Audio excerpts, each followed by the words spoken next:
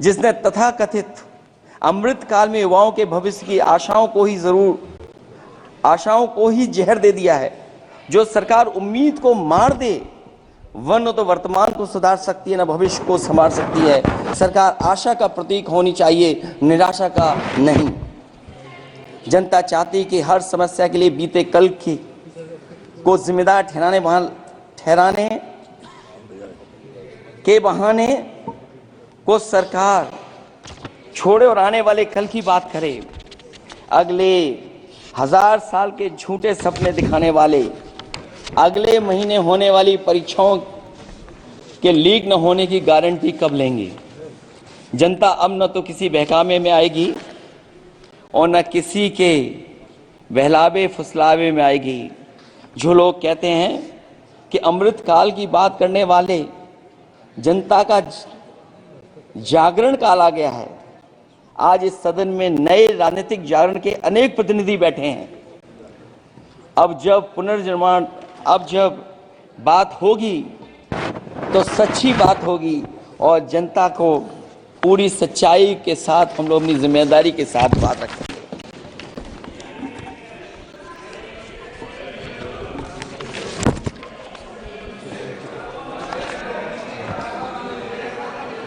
अध्यक्ष महोदय, एक जीत और हुई है, एक जीत और अध्यक्ष महोदय हुई है। मैं जानता हूं सत्ता पक्ष बैठे वाले लोग समझ गए होंगे। अयोध्या की जीत भारत के परिपक्व मतदाता की लोकतांत्रिक समझ की जीत है और हम तो अध्यक्ष महोदय यही सुनते आए हैं, होए वही जो राम रची राखा। यह है उसका फैसला। अध्यक्ष महोदय, होई वही जो राम रची राखा, यह है उसका फैसला जिसकी लाठी में नहीं होती आवाज। जो करते थे किसी को लाने का दावा, वो हैं खुद किसी के सहारे के लाचार।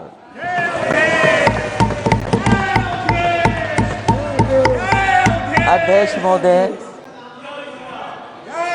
मैं फिर कह देना चाहता हूं, होए वही जो राम रची राखा, यह है उसका फैसला जिसकी लाठी में नहीं होती आवाज। जो करते थे किसी को लाने का दावा, वो हैं खुद किसी के सहारे के लाचार। हम अयोध्या से लाए हैं उनके प्रेम का पैगाम। हम अयोध्या से लाए हैं उनके प्रेम का पैगाम, जो सच्चे मन से करते हैं सबका कल्याण। सदियों में जन जन गाता है जिनके गान, अभय दान देती जिनकी मंद मंद मुस्कान, मानवता के लिए उठता जिनका तीर कमान। अध्यक्ष महोदय, जो असत्य पर सत्य की जीत का है नाम, उफनती नदी पर जो बांधे मर्यादा के बांध, वो है अवध के राजा पुरुषोत्तम प्रभु राम। हम अयोध्या से लाए हैं उनके प्रेम का पैगाम।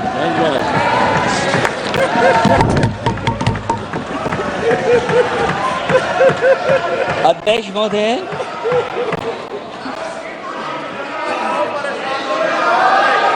अध्यक्ष महोदय, कुछ बातें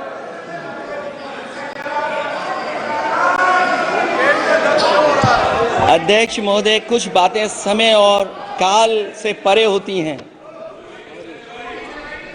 इसलिए आज यहां उत्तर प्रदेश के सदन में पढ़ा गया एक शेर याद आ गया, जो तब सही था अब और सही साबित हो रहा है। इजाजत हो अध्यक्ष जी तो मैं अर्ज करूं। हजूरे आला आज तक खामोश बैठे इसी गम में, हजूरे आला आज तक खामोश बैठे हैं इसी गम में। महफिल लूट ले गया कोई जबकि सजाई हमने। योगी जी के लिए, योगी जी के लिए।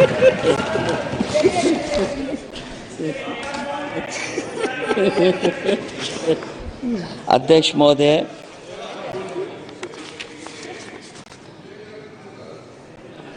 मैं मॉडल ऑफ कंडक्ट जब चुनाव हुआ, लागू हुआ, उस समय मैंने देखा कि कुछ लोगों पर मेहरबान रही सरकार और कमीशन भी।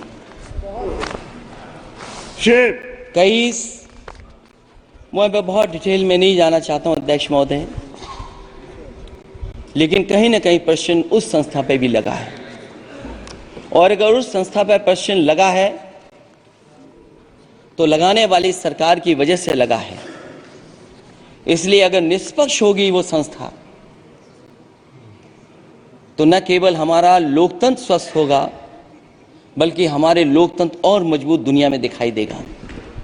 अध्यक्ष महोदय, ईवीएम पे मुझे कल भी भरोसा नहीं था, आज भी नहीं भरोसा। मैं 80 के 80 सीट जीत जाऊं तब भी नहीं भरोसा। और मैंने अपने चुनाव में कहा था अध्यक्ष महोदय कि ईवीएम से जीत करके ईवीएम हटाने का काम करेंगे। न ईवीएम का मुद्दा मरा है, न जाएगा खत्म। जब तक ईवीएम नहीं हटेगी हम समाजवादी लोग उस बात पर अड़ग रहेंगे। उत्तर प्रदेश अध्यक्ष महोदय वो प्रदेश है जिसने सरकार बीजेपी की बनवाई, एक बार नहीं 2 बार बनवाई, और उसी उत्तर प्रदेश के साथ कितना बड़ा भेदभाव, उत्तर प्रदेश के साथ बड़ा भेदभाव। मुझे याद है वो दिन जब प्रधानमंत्री जी एयरफोर्स के सबसे भारी वाहन हवाई जहाज से उतरे थे सड़क पर। वो अलग बात है कि उस प्रदेश के मुख्यमंत्री उनके साथ नहीं बैठ पाए थे, लेकिन वो एक्सप्रेसवे जो बना था और आज भी जो उत्तर प्रदेश में बन रहे हैं वो उत्तर प्रदेश के बजट से बन रहे हैं। लेकिन दिल्ली की तरफ से कोई एक्सप्रेसवे अभी नहीं दिया गया है। न केवल इंफ्रास्ट्रक्चर में भेदभाव हुआ है, बल्कि हमें याद है कि प्रधानमंत्री जी ने बड़े पैमाने पे गांव गोद लिए थे। और सोचिए, अगर देश के प्रधान सांसद अगर किसी गांव को गोद ले लें और उस गांव की तस्वीर न बदले तो शायद मैं नहीं समझता हूं कि किसी गांव की तस्वीर 10 साल में बदली होगी। मुझे वो गांव जिसको उन्होंने गोद लिया, जो प्रधानमंत्री जी की आदर्श योजना थी उसके तहत जो गोद लिया गया था गांव, वो 5 वर्ष पहले खूब शोर हुआ था कि बनारस शहर की तरह डोमरी में चमचमाने लगे गया एक गांव। हकीकत में कुछ नहीं हुआ। उसकी दुर्दशा वैसी की वैसी है, जैसे था गांव वैसे ही का वैसा है। टूटी सड़कें, कच्ची पगडंडियां, उखड़े और टूटे हुए ईंट के खंजे, बदहाल हैंडपंप, पावरलूम और पंखे के जाली के कारखाने को आखिर कब तक रफ्तार मिलेगी जो उस गांव में काम होता था, लोग करते थे। खाली पड़े रसोई गैस के सिलेंडर, अंधाधुंध बिजली कटौती के बीच इस गांव के लोगों को हर सुबह मजदूरी की कभी ना खत्म होने वाली तलाश आखिर कब पूरी होगी। तो सोचिए, एक गांव की तस्वीर ये है। जो गांव कभी गोद लिया गया था उस गांव की भी तस्वीर नहीं सुधर पाई है। जो भाजपा के स्मार्ट सिटी के झूठे सपने में गांव के लिए कोई जगह नहीं है। अपने गांव गोद लेने की जो बात कही थी, क्या वो भी जुमला था अध्यक्ष जी? पता नहीं जिस गांव को गोद लिया था उसका नाम भी किसी को याद है कि नहीं। मैं नाम पूछ करके किसी को शर्मिंदा नहीं करूंगा, क्योंकि अगर नाम याद है तो ये तो और भी बुरी बात है कि अपने नाम याद रखने के बावजूद भी कुछ नहीं किया। जिसे गोद लिया जाता है उसे अनाथ बनाकर छोड़ देना अच्छी बात नहीं है। और अगर तस्वीर अध्यक्ष महोदय बदली हो 10 साल में उन तमाम गोद लिए हुए गांवों की, तो मैं सत्ता पक्ष के लोगों से कहूंगा जरूर इस सदन में बात रखें, जरूर बताएं आप। जो बात कभी अध्यक्ष महोदय कास्ट सेंसस की उठी थी, हम उस कास्ट सेंसस के पक्ष में हैं कि बिना कास्ट सेंसस के सामाजिक न्याय संभव नहीं है। सबको हक दिला पाना मुश्किल है। अध्यक्ष महोदय, राष्ट्रपति जी के अभिभाषण में अग्निवीर को लेकर के जो चिंता विपक्ष की थी और देश के नौजवानों की थी, वो चिंता वैसी की वैसी बनी है। अध्यक्ष महोदय, मैं ये कहना चाहता हूँ, मैं खुद मिलिट्री स्कूल से पढ़ा हूँ। मेरे साथ के बहुत बड़े पैमाने पे लोग फौज में, मैंने समय समय पे जो मेरे साथ पढ़े जो सीनियर थे उनसे भी जानकारी हासिल की है। बड़े बड़े ऑफिसर से मैंने पूछा है, वो शायद आपको न बता पाएं, लेकिन दबी जुबान में उन्होंने कहा है कि देश की सुरक्षा के साथ अग्निवीर जैसी व्यवस्था लागू करने से समझौता हो रहा है।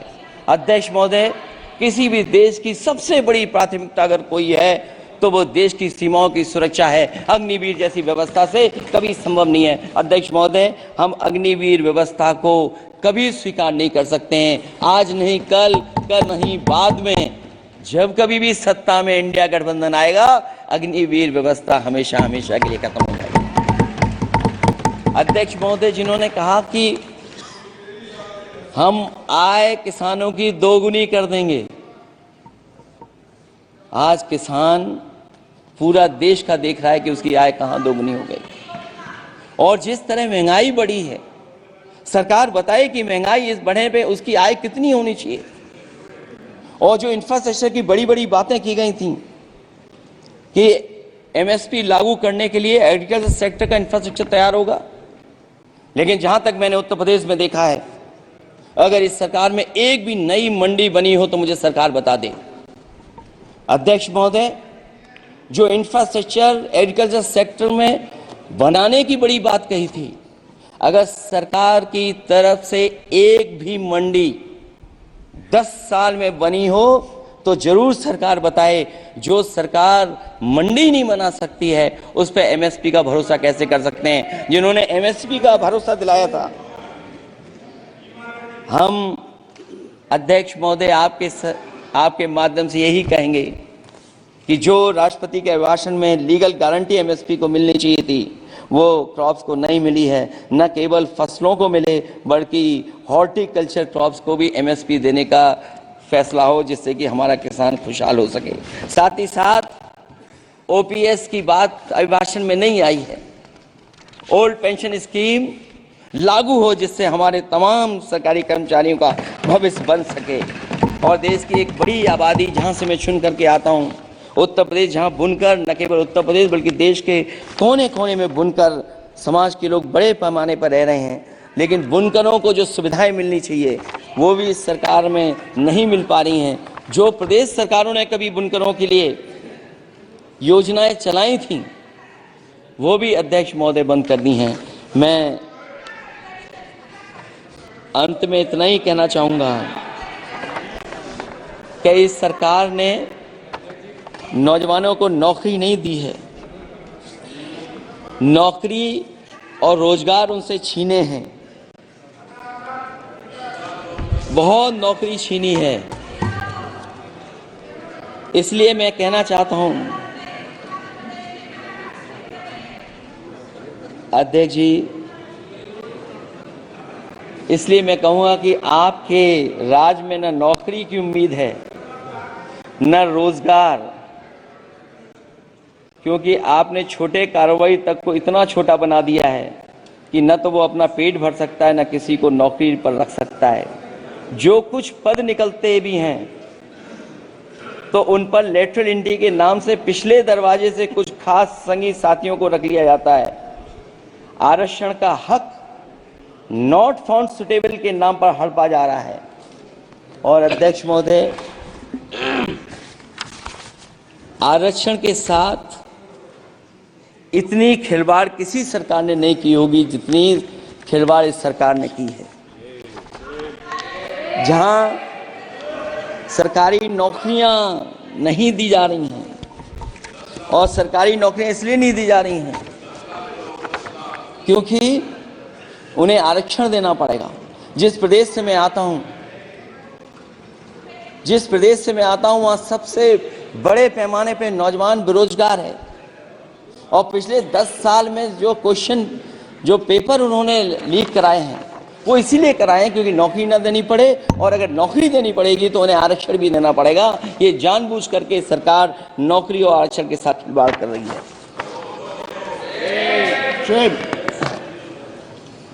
मैं अध्यक्ष महोदय अंत में इतना ही कहना चाहता हूं, आशा है ये सरकार तब तक चलेगी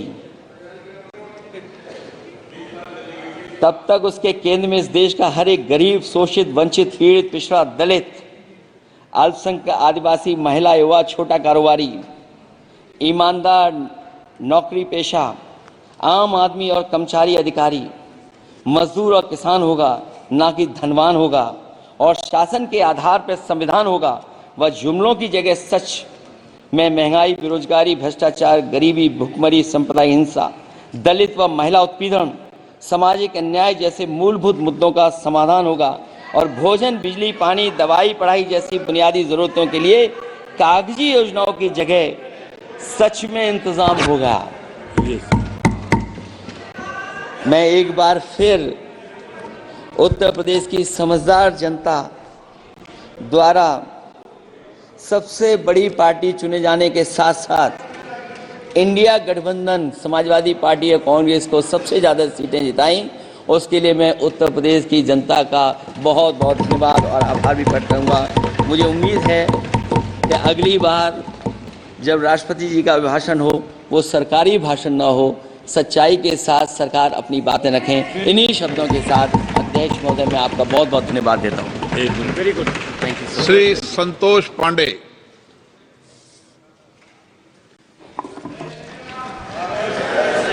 सम्माननीय अध्यक्ष महोदय, मैं आपके प्रति कृतज्ञ हूँ। आपने मुझे आज कीमती समय बोलने के लिए अवसर प्रदान किया। मैं सबसे पहले अपने छत्तीसगढ़ के और उन राजनांदगांव क्षेत्र के समस्त जनता का, मतदाता का भी आभार प्रदर्शन करता हूँ, और आप सबके वरिष्ठों के प्रति मैं कृतज्ञ हूँ। आप सबको हृदय से शुभकामना।